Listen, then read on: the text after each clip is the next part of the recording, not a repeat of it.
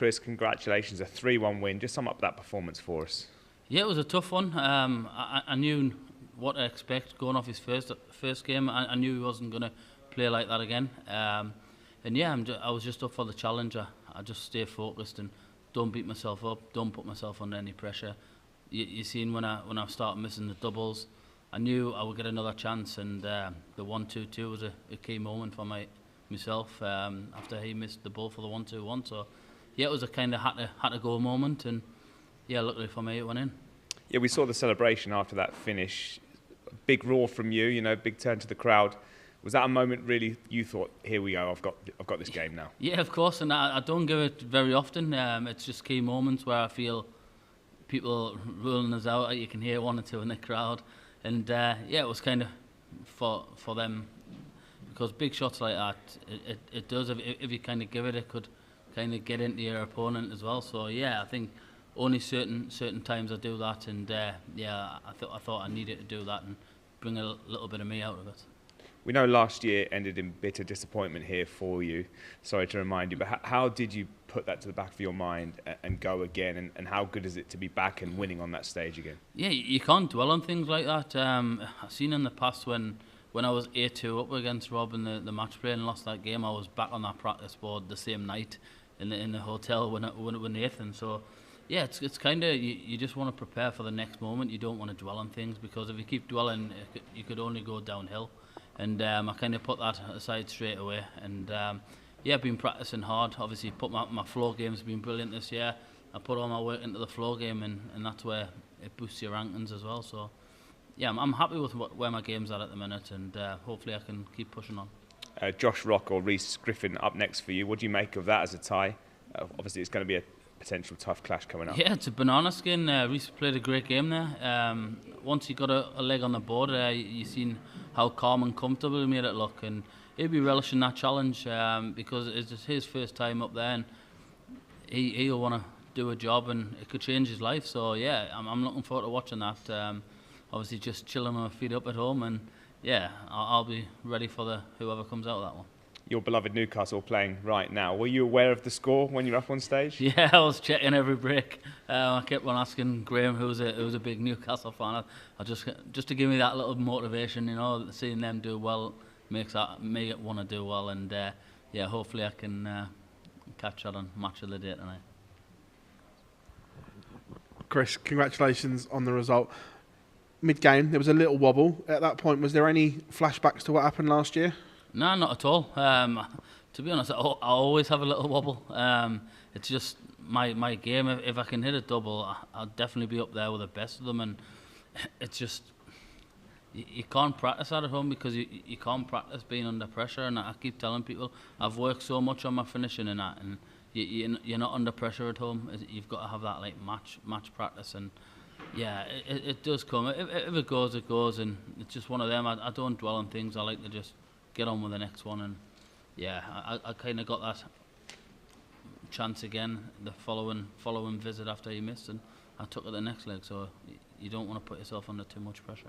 You touched on what a great year you've had on the floor, and you went to Minehead as the #1 seed. Was that a different kind of pressure going into a tournament as a #1 seed? Yeah, it was pressure, but they were never going to have me as favourite for the competition. I knew that. It was just a big thing for me to go the full year as the #1 seed, and I kind of, it's one of them to tick off the list. And yeah, I've been there, done it, and yeah, it didn't go to plan. I didn't play it to my standard, but playing a great friend as well, it was hard. But yeah, I came away from that, and like I said before, went straight on the practice board to try and put it right for the big one. And I've come here and I've done a job, and like I say, I can go back, enjoy Christmas, and be prepared for the next one. When you look across your years in the PDC, it's kind of been all or nothing. It's either been good on TV and not on the floor, or vice versa. How do you combine the two and go to that next level? Yeah, it's hard. Like when I was in the Premier League, my floor game wasn't there. I had a year off the Premier League last year. I picked my floor game back up, and I think today was, other than the World Series, was only my second game I've won on TV all year. Which my game on TV is normally there all the time, and it's just disappointing. So it is hard. I would rather have a steady year on the floor and brilliant on TV, but it doesn't work like that. It's hard to combine them, and when it does combine, I'll be up there. Cheers, mate. Well done, Chris. Why do you think there's been such an emphasis on your floor form this year? It's been absolutely superb, but maybe not translated quite as well to the TV as you would have hoped. Yeah, it's just dedication. I've put the work in. I'm more focused on the floor. I want to win. And on TV, you're not there all the time. It's kind of we see we're playing on the floor quite a lot. There's a lot of pro tours, and it kind of gets you in the mood for it. And being on TV, it's literally just one game at a time, and it is hard because obviously the big stage, the crowd, and yeah, sometimes it goes and sometimes it doesn't. It is hard to explain, but no, I have really put the work in this year, and it's kind of showed on the floor, so I'm delighted with that. You're in a really sort of open section of the draw. There's a lot of big names that maybe aren't in quite so good form, and the names slightly further down the list are in good form.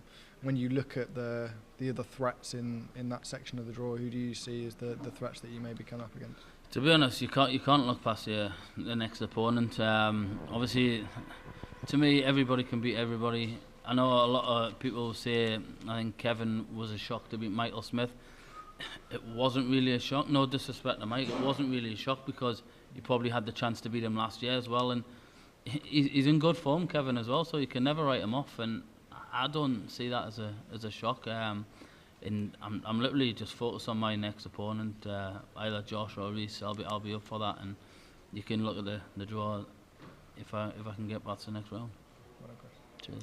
Chris, when you lost in Minehead, you posted on social media showing your frustration, which is quite an unusual thing for you. Just how tough has it been, your TV form, and how has that affected you leading up to this tournament? Yeah, it is hard because, like I say, I expect to do well on TV. I have done well in the last few years, and I'm normally a stage player, and this year, honestly, I can't tell you what's been up with my game. It just hasn't happened, but it's one of them. You can't dwell on things like I touched on before. You've just got to move forward, and what better way to bring your best at the best. So yeah, I'm fingers crossed I can have a good run this tournament. You've made the quarter-final here the past 2 years. When you are coming into a big tournament, defending a lot of ranking points, does that add more pressure?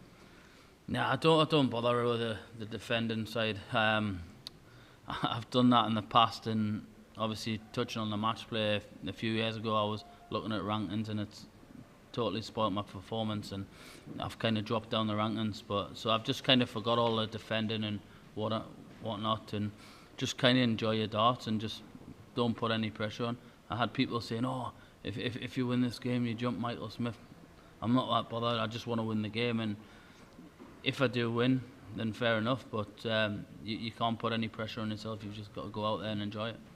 You mentioned how tough it is to replicate the pressure on the stage in practice. Is there anything that you can do or players can do to try to create pressure situations, maybe sort of side bets with mates to try and simulate somewhat that environment? Are you trying to get me banned?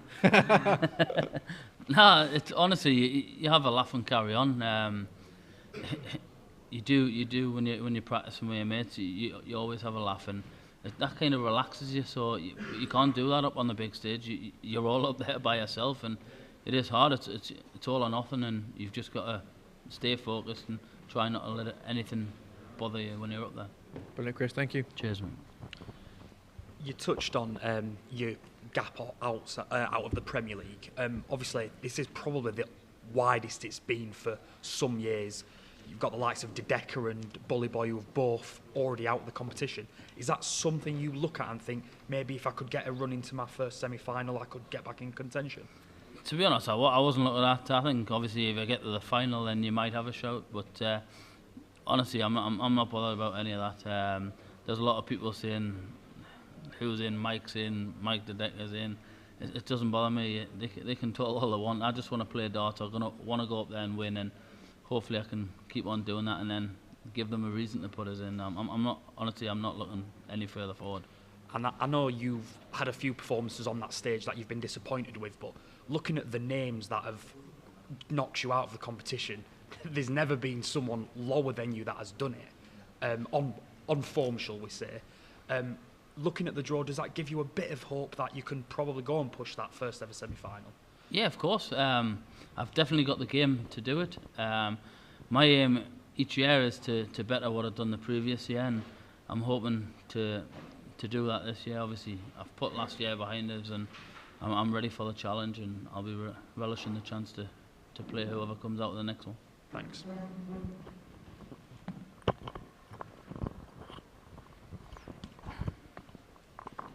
Thank you. Well done, Chris. I know it's 12 months ago and this is a different tournament. I'm just intrigued to know, how did you put what happened in the quarter-final last year behind you? Because that sort of defeat could destroy a player, and yet you've come back this year and won a few tournaments on the floor. How did you put it behind you? It's easy. You just kind of switch off and you don't watch anything back. I kind of turned that. I started watching that Game of Thrones the other day, and I turned it off at that point with the game that put me 4-0 up and lost by. I just switched it off, and yeah, I haven't seen the end of it. So it's kind of things like that. You don't want to dwell on your performances. You don't want to see where you went wrong, and you've just got to forget about that and just move on to the next one.